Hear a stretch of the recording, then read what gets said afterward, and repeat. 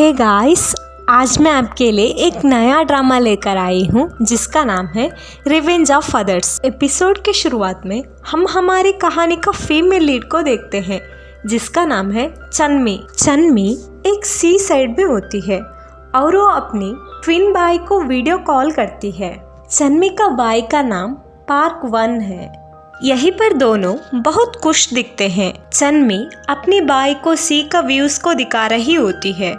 यहाँ पर हमें पता चलता है कि पार्क वन और चन्मी दोनों अलग अलग जगह में रहते हैं। चन्मी बुसान में रहने वाली है और पार्क वन सियोल में रहता है। पार्क वन अपने क्लास की खिड़की के ऊपर बैठकर बात कर रहा होता है और वो अपनी बहन को बाहर घूमते हुए देखकर पूछता है, क्या तुम्हें शूटिंग मैच नहीं है?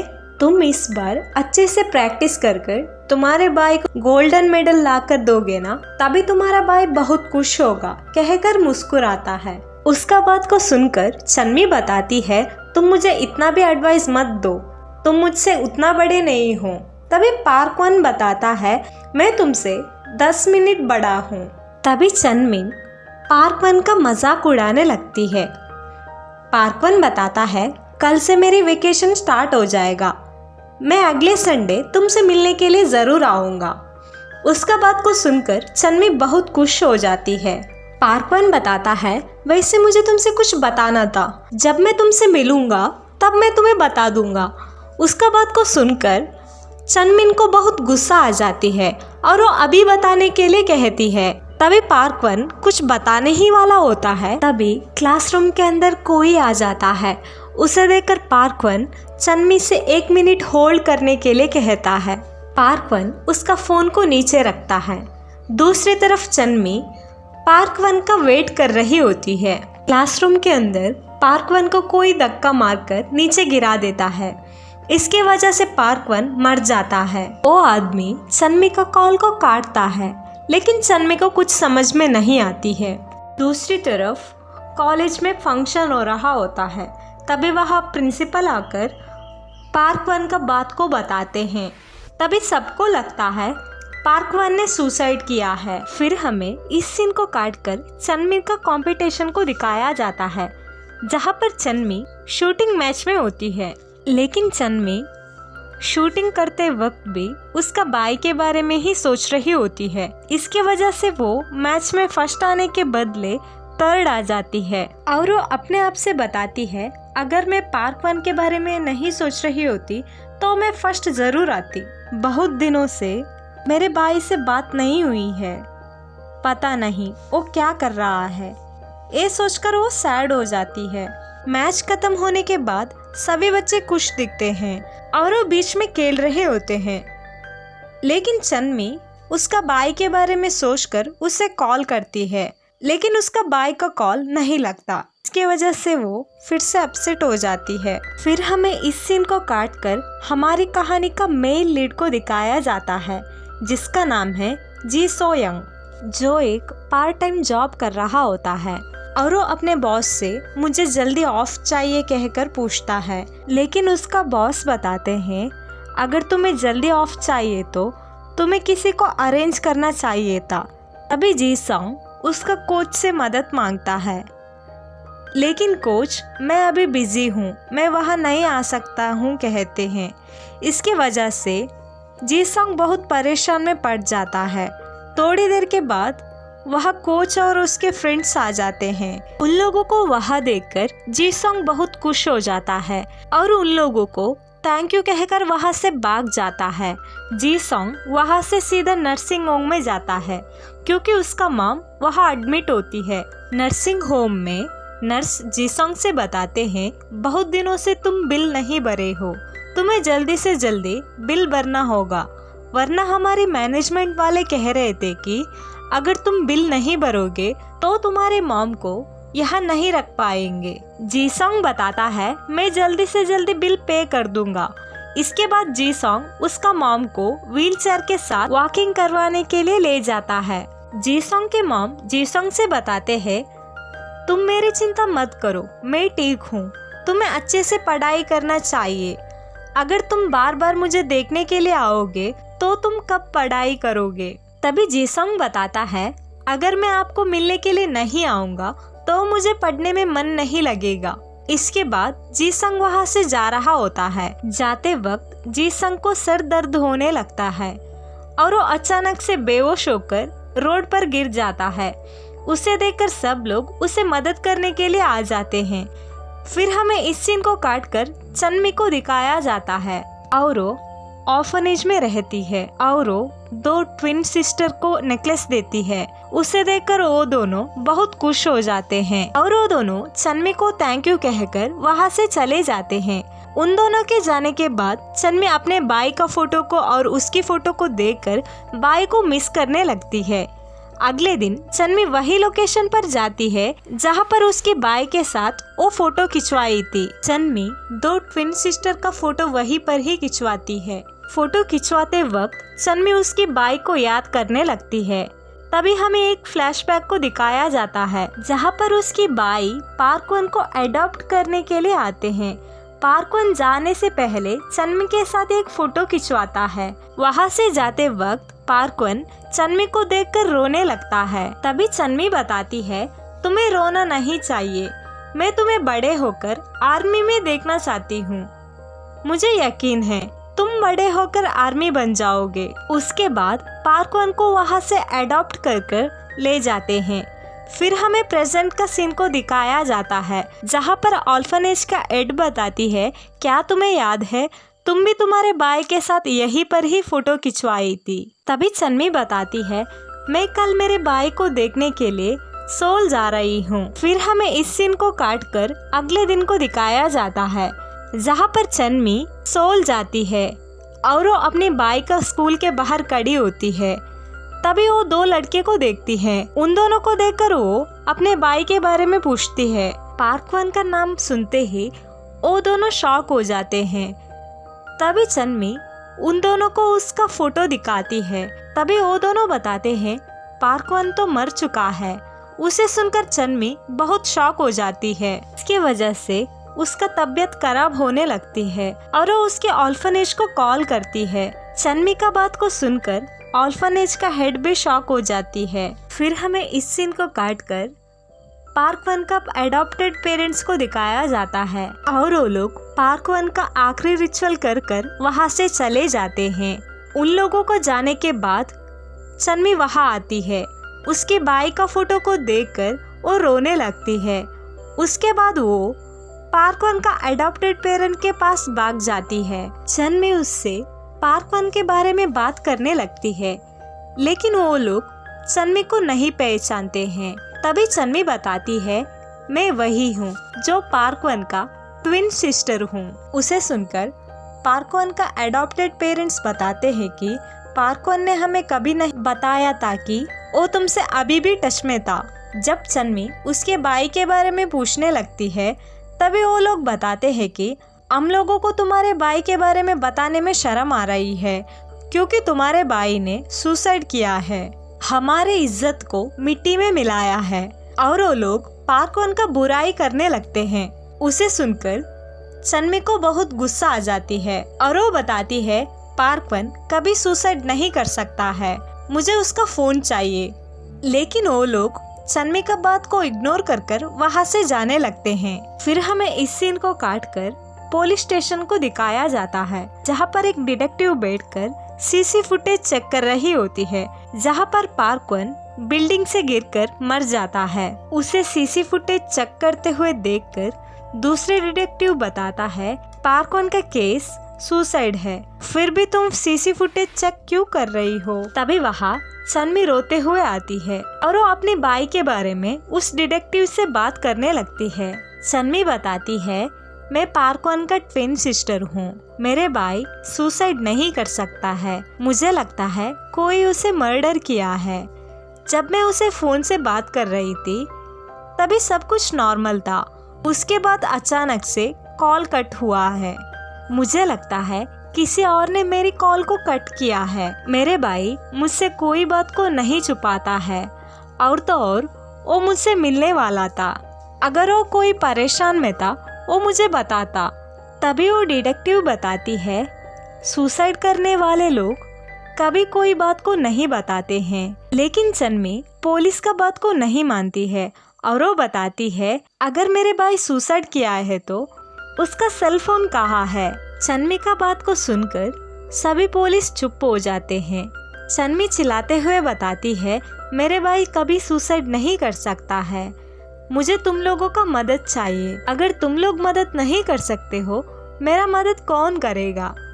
फिर हमें इस सीन को काटकर जी-संग को दिखाया जाता है जो हॉस्पिटल में होता है। जी-संग का पूरी बॉडी को डॉक्टर स्कैन करने लगते हैं। स्कैन करने के बाद रिपोर्ट आ जाता है। डॉक्टर जी-संग से बताते हैं मुझे तुम्हारा पेरेंट्स से बात करना है। तभी जी-संग बताता है मेरी मॉम नर्सिंग होम में है तो मैं उसे नहीं मिला सकता हूँ। तभी डॉक्टर जी-संग से अपना क्लास टीचर को साथ में लेकर आने के लिए कहते हैं। फिर हमें चन्मी को दिखाया जाता है जो अकेले बैठकर अपने भाई के बारे में सोचकर रोने लगती है। फिर हमें अगले दिन का सीन को दिखाया जाता है जहाँ पर जी-संग पार्ट टाइम जॉब कर रहा होता है। तभी उसे हॉस्पिटल से मैसेज आता है लेकिन जी-संग मैं तो ठीक हूँ, मुझे कहीं जाने की ज़रूरत नहीं है कहकर वहाँ से फूड डिलीवरी करने के लिए चला जाता है। फिर हमें चन्मी को दिखाया जाता है। चन्मी का दोस्त उससे नाराज़ होती है क्योंकि चन्मी ने बिना बताए उसका स्कूल को चेंज करती है। चन्मी वही स्कूल पर जाती है जहाँ पर उसकी बाई पढ़ रहा था क्योंकि चन्मी उसका बाई को मारने वाले को पकड़ना चाहती थी। इसकी वजह से चन्मी भूसन से सोल जाती है। फिर हमें इस सीन को काटकर जी-संग को दिखाया जाता है जो बॉक्सिंग कर रहा होता है और वो बहुत अग्रेसिव में आकर ओपोनेंट को जोर से मारने लगता है। उसे देखकर उसका कोच उसे रोकते हैं। बॉक्सिंग खत्म होने के बाद जी-संग के कोच उससे पूछते हैं तुम उसे उतना मार क्यों रहे थे, तुम वो सब छोड़, अभी मुझे तुमसे कुछ जरूर बात करना है। तुम बहुत अच्छे से बॉक्सिंग करते हो, मैं तुम्हें बॉक्सिंग चैंपियन बनाना चाहता हूँ। तभी जी-संग बताता है लेकिन मैं मेरी पढ़ाई में फोकस करना चाहता हूँ इसीलिए मैं आपका ग्रुप में नहीं आ सकता हूँ। तभी कोच बताते हैं वैसे तुम पढ़ाई में उतना अच्छे नहीं हो इसीलिए मैं कह रहा हूँ एक दिन तुम जरूर मेरे पास आओगे, मैं तुम्हारा इंतजार करूँगा। जी-संग मुस्कुराते हुए वहाँ से जाने लगता है और वो अपनी फ़ोन को चेक करता है जहाँ पर वो खुद का स्कूटर को सेलिंग वेबसाइट में देखकर हैरान हो जाता है। जब जी-संग रोड में बेहोश होकर गिरा था तब किसी ने उसका स्कूटर को चुराकर ऑनलाइन पर बेच रहे हैं। जी-संग उस लोकेशन को देखकर वहां जाने के लिए कोच का बाइक को लेकर जाता है। फिर हमें उन चोरों को दिखाया जाता है जो स्कूटर को चुराकर उसे बेच रहे थे और वो और किसी को नहीं बल्कि चन्मी को बेच रहे थे। चन्मी उसे परचेस कर लेती है। उसके बाद चन्मी को कॉल आ जाता है। जब चन्मी कॉल पर बात कर रही होती है तभी वहाँ जी-संग आता है और वो उसका स्कूटर को देखकर चन्मी से स्कूटर से उतारने के लिए कहकर बताता है ये स्कूटर मेरा है। चन्मी बताती है तुम क्या कह रहे हो, मैंने इसे अभी अभी खरीदा है। तभी जी-संग बताता है ऐसा नहीं हो सकता है, मेरे स्कूटर को किसी ने चोरी किए थे, मैंने इसे कब से ढूंढ रहा हूँ। लेकिन चन्मी उसका बात को नहीं मानती है और वो उसे सबूत मांगती है। तभी जी-संग बताता है अगर तुम्हें यकीन नहीं है तो तुम खुद चेक कर सकती हो, मेरे स्कूटर का सीट के अंदर 2 स्टिकर्स है। तभी चन्मी उसे चेक करती है जहाँ पर 2 स्टिकर्स होता है। अभी चन्मी बताती है इसमें मेरी कोई गलती नहीं है, मैं इसे पे कर चुकी हूँ, अगर तुम्हें इसे लेना है तो तुम्हें मुझे पे करना होगा। चन्मी का बात को सुनकर जी-संग को बहुत गुस्सा आ जाता है और वो बताता है ये मेरा स्कूटर है, इसे मैं पे क्यों करूँ। इतने में हम देखते हैं कि जहाँ पर जी-संग ने बाइक को पार्क किया है इसके पीछे से एक वैन आ जाती है। वैन के अंदर के लोग उसे बाइक को साइड में पार्क करने के लिए कहते हैं। तब जी-संग चन्मी से तुम यहीं पर ही रुको, मैं अभी आता हूँ कहकर उसका बाइक को रोड से हटाने के लिए जाता है। उतने में चन्मी स्कूटर लेकर वहाँ से चली जाती है। चन्मी एक होटल में जाकर होटल के मैनेजर से एक रूम देने के लिए रिक्वेस्ट करती है, लेकिन होटल का मैनेजर चन्मी स्कूल स्टूडेंट होने की वजह से रूम देने से मना कर देते हैं और उसे वहाँ से जाने के लिए कहते हैं। तभी चन्मी बताती है, मैं यहाँ कोई शरारती नहीं करूँगी। फिर हमें इस सीन को काट कर उन चोरों को दिखाया जाता है जो चन्मी को स्कूटर को बेचे थे। उन लोग चन्मी का स्कूटर को फिर से चोरी करने के लिए आ जाते हैं, लेकिन उन लोगों को जी-सॉन्ग देख लेता है। चोरी किए हुए स्कूटर को बेचकर उसे फिर से चोरी कर रहे हो।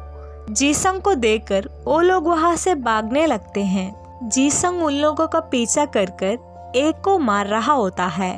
तभी दूसरा चोर जी-सॉन्ग को सर के ऊपर मारता है। इसकी वजह से जी-सॉन्ग को चक्कर आ जाता है।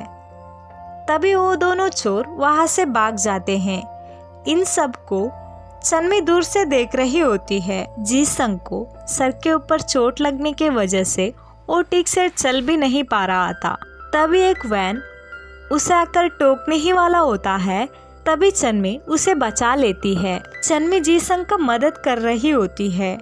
इसके बाद चन्मी बताती है, मैंने तो तुम्हारी जान को बचाई है, इसके वजह से तुम्हें तुम्हारे स्कूटर को भूल जाना चाहिए। फिर हमें इस सीन को काटकर चन्मी का स्कूल का पहला दिन को दिखाया जाता है, जो स्कूटर में बैठकर स्कूल की ओर जा रही होती है और वो अपने मन में ही बताती है, मैं स्कूल में जाकर अपने भाई को मर्डर करने वाले को ढूंढ निकालूंगी। दूसरी तरफ जी-सॉन्ग भी वही रास्ते पर आ रहा होता है और वो चन्मी से टकराता है। इसकी वजह से चन्मी एक कचरे में जाकर गिर जाती है। इसे देखकर जी-सॉन्ग उसका मदद करने के लिए गाड़ी से उतर कर जाता है। तभी चन्मी बताती है, उसके स्कूल का पहला दिन है, इसकी वजह से वो जल्दी से जाना चाहती है। तभी चन्मी नोटिस करती है कि उसकी यूनिफॉर्म से बहुत बदबू आ रही थी। उसे ऐसा देखकर जी-सॉन्ग उसकी मदद करने लग जाता है। उसकी शर्ट को वॉश करने में मदद करता है। उसे मदद करते हुए जी-सॉन्ग को शर्म आ रहा होता है। इसके बाद वो उसका जैकेट को चन्मी को देकर वहाँ से चला जाता है। उसके बाद दोनों साथ में स्कूल की ओर जाने लगते हैं। तभी जी-सॉन्ग नोटिस करता है कि उसका नेम टैग चन्मी का जैकेट पर है। उसके बाद जी-सॉन्ग उसका बाइक को एक जगह पर पार्क करता है। वही जगह पर चन्मी भी पार्क करने के लिए आ जाती है। उसे देखकर एक आदमी पूछता है, तुम यहाँ क्यों पार्क कर रही हो? तुम्हें परमिशन नहीं है। तभी चन्मी पूछती है, उस लड़के ने तो पार्क किया है, आपने उसे कुछ नहीं कहा। तभी वो आदमी चन्मी का जैकेट को देखता है, जहाँ पर जी-सॉन्ग का नेम टैग होता है। उसे देखकर वो आदमी बताता है, तुम जी-सॉन्ग का गर्लफ्रेंड हो ना, इसीलिए तुम पार्क कर सकते हो, कहकर उसे जाने देता है। उसके बाद चन्मी वहाँ से स्कूल की ओर जाती है। जब चन्मी स्कूल में एंटर करती है, तभी उसकी जैकेट को देखकर दो लड़कियां शॉक हो जाते हैं। तभी चन्मी वो दोनों लड़कियों के पास जाकर शूटिंग क्लास के बारे में पूछती है। वो दो लड़कियां उसे गाइड कर वहाँ से चले जाते हैं। फिर वही दोनों लड़कियां जाकर कुकजिन नाम का लड़की जो जी-सॉन्ग को पसंद करती है उसे बताते हैं, हमारे स्कूल में एक नई लड़की आई है और वो लड़की जी-सॉन्ग की जैकेट को पहनकर आई है। इसे सुनकर कुकजिन जल जाती है और वो चन्मी के बारे में पूछने लगती है। फिर हमें इस सीन को काटकर चन्मी को दिखाया जाता है, जो शूटिंग क्लास में होती है। उसे उसकी कोच एक लड़की से इंट्रोड्यूस करवाकर उस लड़की से चन्मी को मदद करने के लिए कहते हैं। उसके बाद चन्मी को एक टीचर क्लास के अंदर ले जाते हैं। वही क्लास के अंदर जी-सॉन्ग भी होता है। चन्मी को टीचर सभी स्टूडेंट्स को इंट्रोड्यूस करवाते हैं। चन्मी सभी को खुद की इंट्रोड्यूस करते हुए बताती है, मैं बुसान से आई हूँ और मैं इस सिटी में नई हूँ। जी-सॉन्ग उसे देख रहा होता है। कुक जी चन्मी को देखकर जल रही होती है। उसके बाद चन्मी जाकर एक जगह में बैठ जाती है। तभी टीचर जी-सॉन्ग को कलर ड्रेस में देखकर उसे डांटने लगते हैं। टीचर को जी-सॉन्ग को डांटते हुए देखकर चन्मी बताती है, जी-सॉन्ग का यूनिफॉर्म मेरे पास है, आप उसे मत डांटो। उसकी बात को सुनकर सभी स्टूडेंट उन दोनों को अजीब से देख रहे होते हैं और वो जी-सॉन्ग से पूछते हैं, क्या वो लड़की तुम्हारा गर्लफ्रेंड है? उसके पास तुम्हारा यूनिफॉर्म कैसे आ गया है, कहकर उन दोनों को टीज करने लगते हैं। फिर वही स्कूल में एक लड़का एंटर होता है और वो लड़का एक रिच फैमिली से बिलोंग करता है जिसका नाम है जेबम। उसे प्रिंसिपल वेलकम कर कर अंदर ले जाते हैं। फिर हमें पता चलता है कि जेबम के साथ कुछ एक्सीडेंट हुआ था। इसके वजह से जेबम स्कूल में नहीं आ पाया था और वो फिर से पढ़ने के लिए आ गया है। इसके वजह से उसे वही ईयर को पढ़ना होगा। प्रिंसिपल ओसंग नाम का एक लड़के से जेबम का इंट्रोड्यूस करवाते हैं और वो ओसंग से जेबम का ख्याल रखने के लिए कहते हैं। ओसंग मान जाता है। जेबम को टीचर क्लास के अंदर ले जाते हैं। जेबम भी खुद का इंट्रोड्यूस कर कर सबसे बताता है, वैसे मैं तुम लोगों का सीनियर हूँ, लेकिन अभी से तुम लोग मुझे तुम्हारा क्लासमेट की तरह देखो, कहकर बैठ जाता है। जेबम के पास एक लड़की होती है जिसका बाल वाइट होती है और वो जेबम को देखकर टीज करने लगती है। फिर हमें इस सीन को काट कर चन्मी को दिखाया जाता है जो क्लास के बाहर होती है और वो उसकी बाई को याद कर रही होती है। तभी वहाँ उसकी दोस्त आकर उसे खाने के लिए ले जाती है। खाना खाते वक्त चन्मी पार्क वन के बारे में पूछने लगती है। तभी वो लड़की बताती है पार्क वन जो सुसाइड किया है। तुम उसके बारे में पूछ रही हो, मैं उसके बारे में उतना नहीं जानती हूँ। पार्क वन को एक गर्लफ्रेंड है, शायद उसे पता होगा, लेकिन वो आजकल स्कूल नहीं आ रही है। उसकी नंबर मेरे पास है। तभी चन्मी पार्क वन का गर्लफ्रेंड का नंबर ले लेती है। तभी चन्मी को याद आती है कि जहाँ पर उसकी बाई पार्क वन ने उस लड़की के बारे में बता रहा था। फिर हमें क्लास का सीन को दिखाया जाता है जहाँ पर कोकजी लिख रही होती है। चन्मी को क्लास से बाहर जाते हुए देखकर कोकजी उसे पूछती है, तुम कहाँ जा रही हो? तभी चन्मी बताती है, मेरी 5th क्लास शूटिंग का है, इसीलिए मुझे जाना होगा, कहकर चन्मी वहाँ से चली जाती है। उसके बाद कोकजी जीसंग को नोटिस करती है। जीसंग भी क्लास से बाहर जा रहा होता है। कोकजी उसे भी रोककर पूछती है, तुम कहाँ जा रही हो? तभी जीसंग बताता है, मैं आज जल्दी छुट्टी ले रहा हूँ, कहकर वो भी क्लास से बाहर जाता है। उन दोनों को एक दूसरे का पीछे जाते हुए देखकर कोकजी उन दोनों को गलत समझती है। क्लास से बाहर जाते वक्त चन्मी उसका बाई का गर्लफ्रेंड को कॉल लगाती है। तभी वो नोटिस करती है कि उसकी कॉल को जीसंग उठा लेता है। तभी चन्मी कॉल को काट लेती है।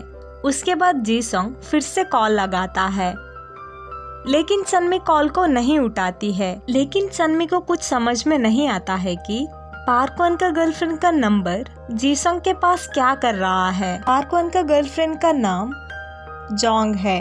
उसके बाद चन्मी क्यूरियोसिटी में आकर जीसंग का पीछा करने लगती है। जीसंग एक हॉस्पिटल के अंदर जाता है। चन्मी भी उसका पीछे करते हुए जाती है। तभी जीसंग को लगता है उसे कोई पीछा कर रहा है और वो पीछे मुड़कर देखता है। तभी चन्मी एक जगह में छुप जाती है। जीसंग को देखकर उसका डॉक्टर उसे रोकते हैं और वो जीसंग से बताते हैं, मुझे तुमसे कुछ जरूरी बात करना है। तभी जीसंग उसके पास जाकर बैठ जाता है। डॉक्टर बताते हैं, मैंने तुम्हें कांटेक्ट करने की बहुत कोशिश कर रहा था, लेकिन तुम मेरे कॉल को इग्नोर कर रहे थे। तुम्हें याद है ना, मैं तुमसे किसी और को तुम्हारे साथ लाने के लिए कह रहा था। जीसंग बताता है, मेरे पास ऐसा कोई नहीं है, मेरी माँ एक नर्सिंग होम में रहती है। तभी डॉक्टर बताते हैं, ठीक है, कोई बात नहीं, अभी मुझे तुमसे कुछ ज़रूरी बात करना है। जीसंग, तुम्हारा स्कैनिंग का रिपोर्ट आ गया है और तुम्हें ब्रेन ट्यूमर है। इसे चन्मी भी सुन लेती है। सुनकर जीसंग सैड हो जाता है और वो डॉक्टर से पूछता है, क्या आप मेरा सर्जरी कर सकते हो? तभी डॉक्टर बताते हैं, हम सर्जरी नहीं कर सकते हैं क्योंकि सर्जरी से रिस्क हो सकता है। उसे सुनकर जीसंग को बुरा लगता है और वो डॉक्टर से फिर से पूछता है, मेरे पास कितना टाइम है? तभी डॉक्टर बताते हैं, तुम्हारे पास सिर्फ 6 मंथ्स है। जीसंग अपसेट हो जाता है। दूसरी तरफ सन्मी को भी बुरा लग जाता है। जीसंग वहाँ से एक बीच के साइड जाता है और वो अकेले बैठकर अपने बारे में सोचने लगता है। फिर अगले दिन सन्मी उसका स्कूटर को पार्क करती है। तभी वहाँ मैकेनिक आता है और वो जीसंग के बारे में पूछता है। तभी सन्मी बताती है, मैंने भी उसे कुछ दिनों से नहीं देखी हूँ, कहकर वहाँ से स्कूल की ओर जाती है। स्कूल में भी जीसंग नहीं होता है। उसका सीट को खाली देखकर सन्मी को बुरा लगता है। उसके बाद सन्मी एक साइंस लैब के अंदर जाती है, जहाँ पर उसके भाई पार्क वन ने बैठकर उससे बात कर रहा था। वो वही दिन को याद करती है जहाँ पर उसकी भाई खिड़की के ऊपर बैठकर उसके साथ वीडियो कॉल में बात कर रहा था, जहाँ पर उसकी भाई कॉल को होल्ड करता है। तभी पीछे से कोई आता है। इसी वक्त सन्मी भी पीछे मुड़ती है। तभी सन्मी देखती है वहाँ पर जीसंग आ चुका है। उसे देखकर सन्मी बहुत शॉक हो जाती है। तभी जीसंग पूछता है, तुम यहाँ क्या कर रही हो? तभी सन्मी बताती है, कुछ नहीं, मैं बस लैब देखने के लिए आ गई हूँ। वैसे तुम यहाँ क्या कर रहे हो? जीसंग बताता है, मुझे इस जगह का याद आ गया है, इसीलिए मैं यहाँ आ गया हूँ, क्योंकि इस जगह पर पार्क वन नाम का एक लड़का जंप कर सुसाइड किया है। मैं पार्क वन को उतना जानता नहीं हूँ, लेकिन मैं उसे बिल्डिंग से नीचे गिरते हुए देखा था। उसे देखकर मैं पुलिस को कॉल किया था। सन्मी जीसंग को देखते ही रह जाती है। यहीं पर एपिसोड 1 खत्म हो जाता है।